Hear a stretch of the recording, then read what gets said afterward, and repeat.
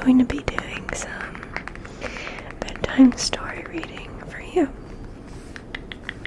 I'm kind of going to be going in and out of this soft-spoken to whisper voice. I know a lot of you find it satisfying and more tingly than just a regular whisper or soft-spoken voice. And I don't have a YouTube video with this kind of soft-spoken whisper back and forth. So I thought this would be a good one to try it out on, since I'm going to be talking for pretty much the entire video. This book I've had for a very long time. My grandmother sent it to me from my Amazon wish list a couple years ago. It has a ton of different bedtime stories, nurseries, whatever you want to call them. A lot of the classics like Goldilocks and the Three Bears, and other popular stories that I for some reason can't think of right now. But yeah, I'm just gonna read a few of these to you, and I hope that it can help you relax. I want you to help me out though, by really trying to let it relax you. Find a comfy place to sit or lay down. Maybe put on some headphones if you want some better sound quality. We're going to start with what I believe is the first story in this book. Goldilocks and the Three Bears. Some page flipping. There we go. So there are lots of cute little pictures throughout the book, so I'll be showing those to you as we read through. Okay. Goldilocks and the Three Bears. Once upon a time, there was a little girl named Goldilocks who had beautiful golden hair. She lived in a little cottage right at the edge of the forest. One morning before breakfast, Goldilocks skipped into the forest to play. She soon strayed far from home and began to feel hungry. Just as she was thinking about going home, a delicious smell wafted through the woods. She followed it all the way to a little cottage. I wonder who lives here, thought Goldilocks. She knocked on the door, but there were no answers. As Goldilocks pushed gently on the door, it swung open and Goldilocks stepped inside. The delicious smell was coming from 3 bowls of steaming porridge on a table. There was a great big bowl, a middle-sized bowl, and a teeny tiny bowl. Goldilocks was so hungry, she tried the porridge in the biggest bowl first. Oh, too hot, she said. Next, she tasted the porridge in the middle-sized bowl. Yuck, too cold, she said. So Goldilocks tried the porridge in the teeny tiny bowl. Yum, she said. Just right. And she ate it all up. Goldilocks saw 3 comfy chairs. 3 comfy chairs by the fire.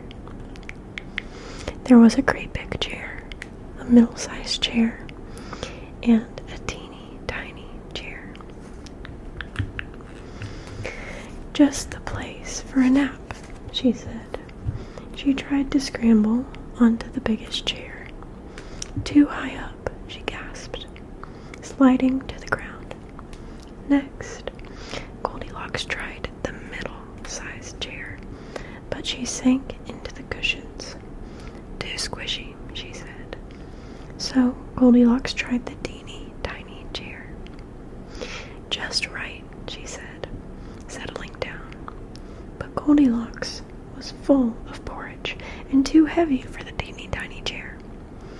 It squeaked and it creaked and creaked and cracked, and then crash.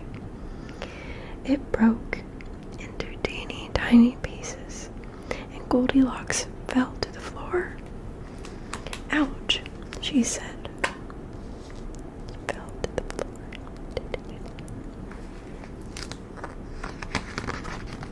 floor. Goldilocks climbed up the stairs. At the top, she found a bedroom with 3 beds.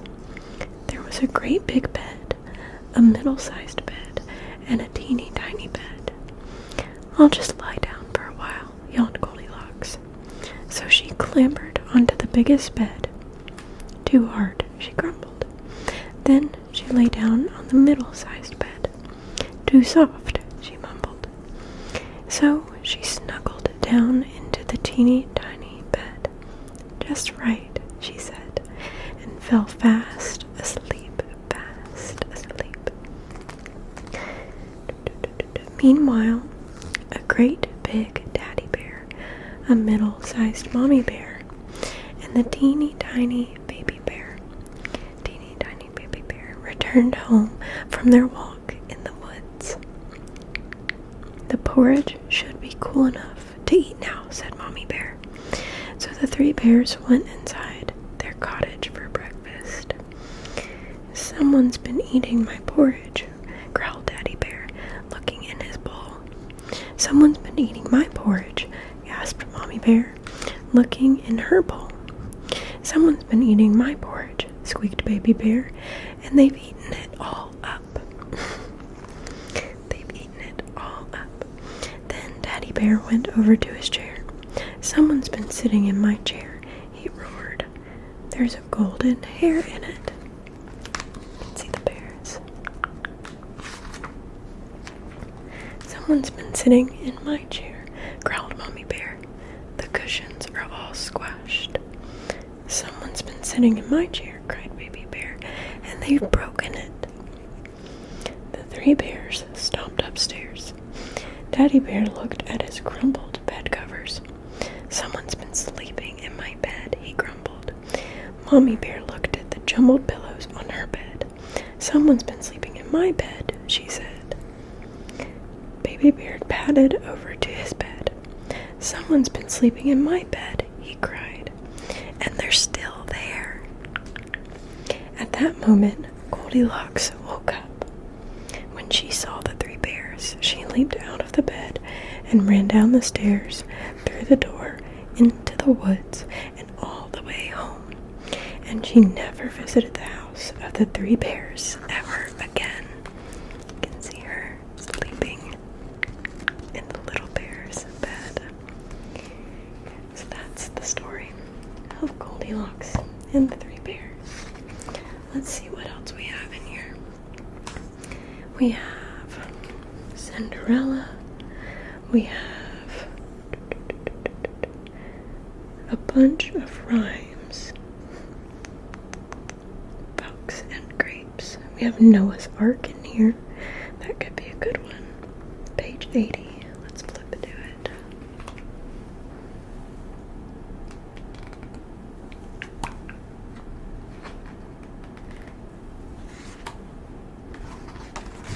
There's page 50.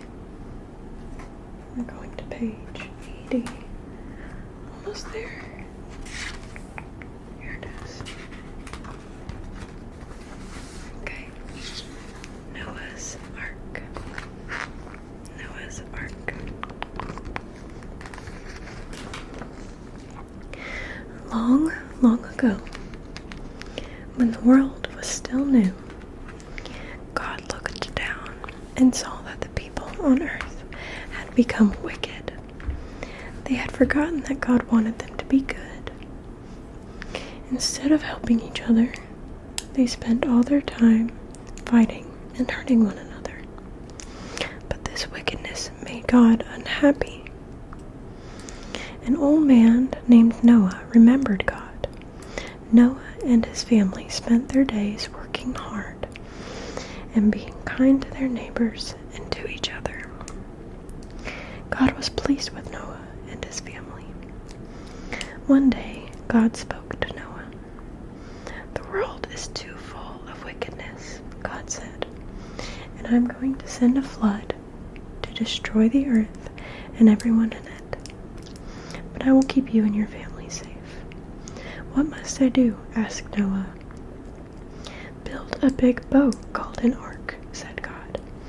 "It must be big enough to hold you, your whole family, and 2 of every animal in the world." Noah got to work right away. His sons, Ham, Shem, and Japheth, all helped. They planned and measured. They chopped and sawed. They hammered and heaved. And together they built a great, strong ark. At last, the ark was ready. Noah's wife, his sons, and his sons' wives all climbed aboard. Then Noah gathered 2 of every animal on earth. Every creature that hopped, or walked, or crawled, or flew came on board the ark. There were cats and bats and rats, monkeys and donkeys, hooting owls and wolves that howled, kangaroos and kinkajous, big baboons and little raccoons. So many animals of all sorts and shapes and sizes. The ark held them all. When the last animal had climbed aboard, Noah went inside and shut the door of the ark. Then the rain started to fall. You can see all the little animals climbing onto the ark, and here's them building it and putting it together.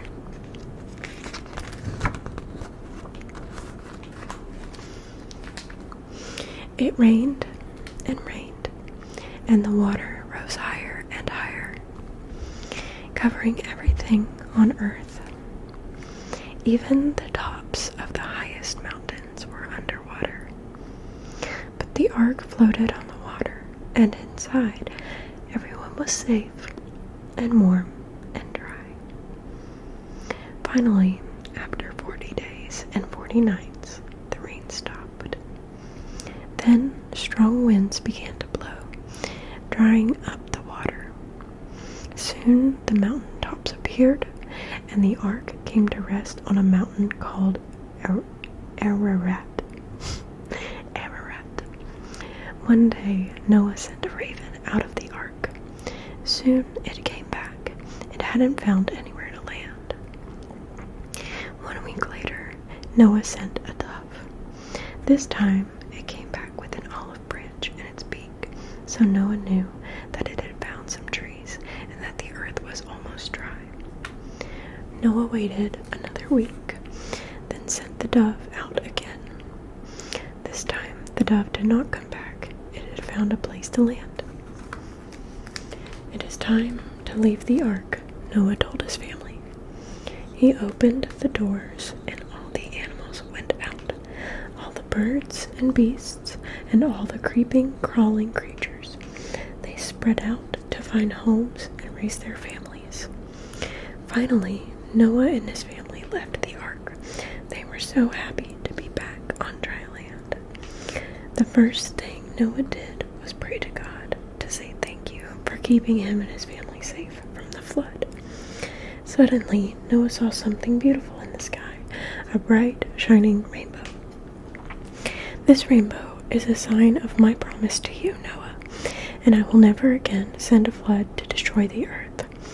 These days, whenever we see a rainbow in the sky, we remember Noah and God's promise to him and to us." You can see the beautiful rainbow right here, and all the animals that just left the ark right here. find another one. Back to the table of contents. Let's see which one sounds familiar.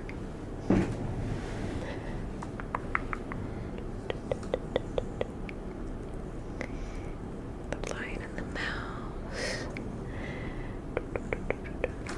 What else do we have?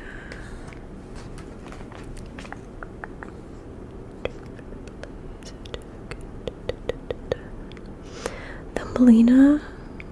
I remember that with Barbie. Let's see. Maybe we'll try one that doesn't look so familiar. What about Bunny Loves to Learn? 148. Let's just see it. Page 148.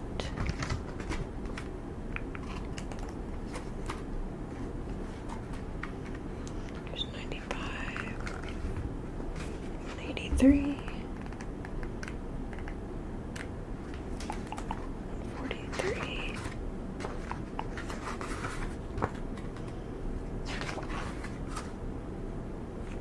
148.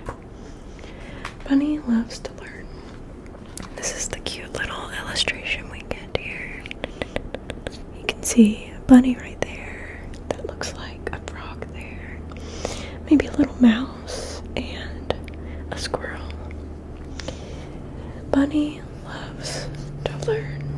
One morning, Buster Bunny and his best friends, Sam the squirrel, Max the mouse, and Francine the frog, arrived at school. "What's in those boxes, Miss?" asked Buster. "Costumes," said Miss Nibbler. "Today, you're going to dress up as people who lived a long time ago. They want you to make something from the time when they lived and tell us about it. Or I want you to make something from the time when they lived and tell us about it." "I'm going to find out about Vikings," said Buster. "I want to be a knight," said Sam. "They have amazing helmets." "I think I'll be a princess," said Francine. "I can't decide what to find out about," said Max. "Why don't you dress up as an Egyptian ruler?" said Buster, taking a book from the shelf. They were called pharaohs, but the pharaoh's crown was missing from the box. "I don't want to be a king without a crown," said Max. Just then he noticed a poster on the classroom wall. "I want to be an Egyptian mummy," he said. "They're so cool." He rummaged in the costume box. "Bother," he said. "There's no mummy costume." "I've got a knight's sword and a helmet," said Sam. "I'm going to make a shield with them. Or a shield to go with them." "I'm building a model of a Viking ship," said Buster. "And I'm making a palace for a princess," said Francine. Soon Buster, Sam, and Francine were busy making things, but Max still didn't know what to make. "I really want to dress as a mummy," he said. "What else do you know about Egyptians?" asked Buster. "I know they built big pyramids," said Max. "Why don't you build one of those?" said Buster. Max found some big sheets of cardboard and tried to make a pyramid. "Oh dear," he said. "This is trickier than I thought." Francine showed him how to look up pyramids on the computer. "Oh, now I see," said Max. "A pyramid has 4 sides, not 3, and each side is the exact same size."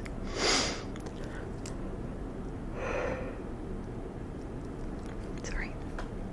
Max finished his pyramid proudly, but then he sighed. "I still don't know what to wear," he said.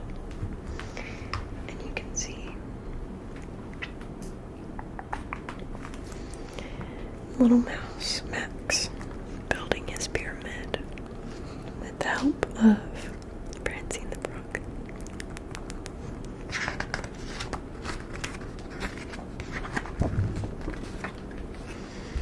"Ouch," said Buster suddenly. "I just got a paper cut." "It's only a small one," said Miss Nibbler. but you better go to the school nurse for a bandage. That gives me an idea, said Buster. He whispered in Max's ear. Great, laughed Max. Please don't be long. When it was time to present to the class, the friends took turns showing what they had made. So sorry. I get so sleepy when I'm reading these stories. And my eyes water real bad when I yawn, so if it looks like they're doing that, I'm not crying. They're just watering. Let's see, that gives me an idea, said Buster. He whispered in Max's ear. Great, laughed Max. Please don't be long. When it was time to present to the class, the friends took turns showing what they had made. I'm a knight, said Sam. My shield protected me in battle. It was brightly painted so that my friends could recognize me when my helmet was shut. I'm a princess, said Francine. I lived in a palace. I wore long, silky dresses and tall, pointy hats, and I often got to boss around all the knights. Buster, back from the nurse, showed the class his Viking ship. I'm a Viking, he said. I love to sail in a very fast ship called a longship. It had a dragon's head carved on the front to scare my enemies. And you can see in this picture here the different animals doing their show. So here is the little squirrel. That's a knight. You can see the knight. You can see the princess. You can see the Viking and all of their little things that they created. Thanks, Buster, said Miss Nibbler. Now it's Max's turn.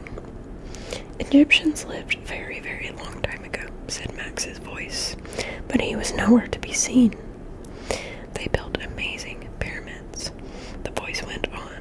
The pyramids were taller than 10 houses on top of each other. Nobody lived in them except for mummies. And Max leaped out of the pyramid. So that's where you were hiding, cried Francine. Where did you get that wonderful mummy costume? Asked Sam. I thought there wasn't one. I borrowed the bandages from the school nurse, said Max. It was Buster's idea. Clever thinking, Buster, said Miss Nibbler. And well done to everybody. Your costumes look amazing, and you've all learned some really interesting things. What a wonderful show and tell. And you can see Max right here jumping out of his pyramid, and the teacher watching all of the students do their show and tell. My goodness, you guys, my eyes are watering. Alright, let's do one more.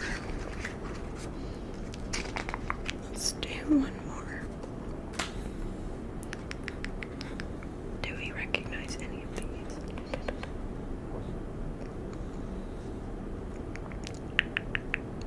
Jack and the Beanstalk, page 230. Let's check that out. Page 230. There's Humpty Dumpty. There's Peter Piper.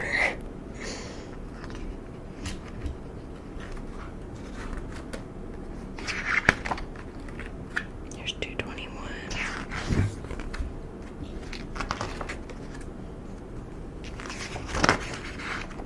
Here we go. Page 230. Jack and the Beanstalk. You can see this lovely little illustration of Jack at what appears to be a little farm. I haven't heard this story in so long. Okay. There was once a young boy named Jack who lived with his mother. They had no money and nothing left to eat. We have no choice but to sell Bluebell, our old cow, said Jack's mother. Take her to the market and sell her for a good price. So Jack set off with Bluebell. Before long, he met an old man who asked, Are you selling that fine cow? Yes, Jack replied. "I'll give you these magic beans for her," said the man. "They don't look like much, but if you plant them, you will soon be rich." Jack liked the sound of that, and he gave Bluebell to the man. When Jack showed his mother the beans, she was very angry. Rightfully so.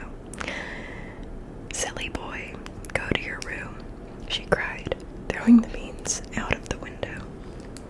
The next morning, when Jack woke up, his room was strangely dark. He looked out of his window and saw a plant so tall that he couldn't see the top of it. "It must be a magic beanstalk," he cried. Jack started to climb. When he reached the top, he saw a giant house. Jack's tummy was rumbling with hunger, so he knocked on the enormous door, and a giant woman answered. "Please, may I have some breakfast?" asked Jack. "You'll be breakfast if my husband sees you," said the woman. But Jack begged and pleaded, and at last the giant's wife let him in. She gave him some bread and milk and hid him in the cupboard. Soon Jack heard loud footsteps and felt the cupboard shake.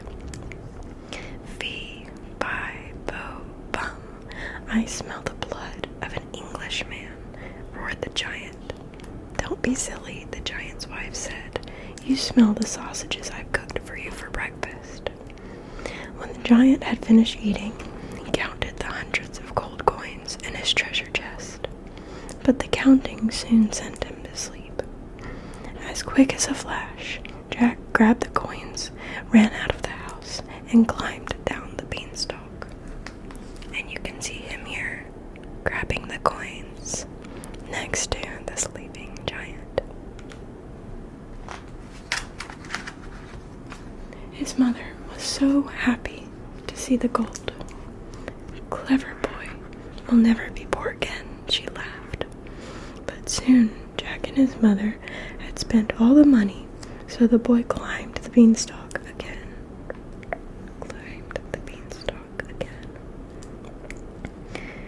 He knocked on the huge door and begged the giant's wife to give him some food.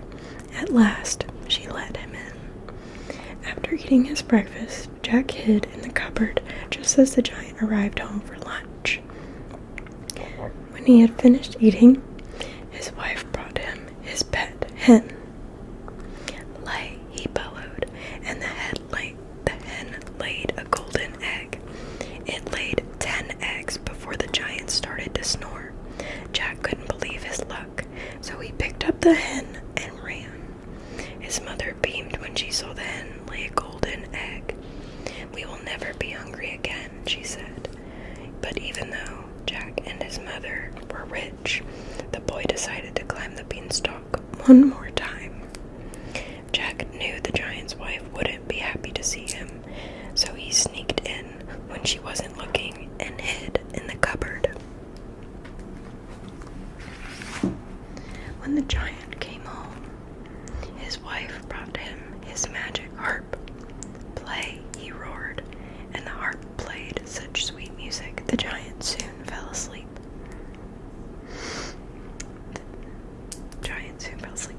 Jack saw his chance and grabbed the harp. As he ran, the harp cried out, "Master, help!" The giant woke up and began to chase Jack down the beanstalk. "Mother, fetch the axe," Jack yelled as he reached the ground. He chopped at the beanstalk with all his might. Creak, groan. The giant quickly climbed back to the top just before the beanstalk crashed to the ground. When his mother heard the harp play, she laughed and hugged Jack tightly. "My clever boy," she said, and the two of them lived happily ever after. That's kind of a messed up story, y'all. Why have I never noticed that? Because I didn't know how it really ended.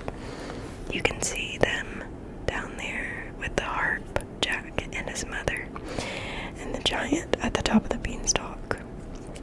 Like, the giant's wife was so nice and hospitable is the right word, letting Jack in and giving him breakfast and treating him, and then he just stole from them 3 times and got away with it and lived happily ever after. It's kind of a messed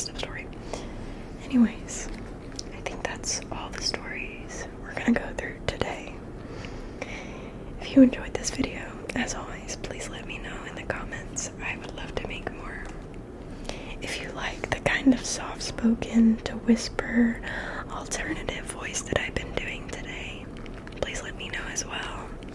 I don't make videos with this, I don't know what to call it, this like style of whisper often, or ever really. This is kind of the first time I've done it on my YouTube channel. And if you do like this style of whispering, I have a bunch of videos on my TikTok with that same whisper style, so go check those out. I hope you guys enjoyed, and I hope you're feeling sleepy and relaxed. I want to remind you guys very quickly that I am offering custom videos right now, and if you are interested, you can send me an email at this email right here, asmrkeabusiness@gmail.com. Just shoot me an email saying you're interested in custom videos, and I can send you some information on pricing and other things. Okay. I will see you all very soon for another video. I love you so much.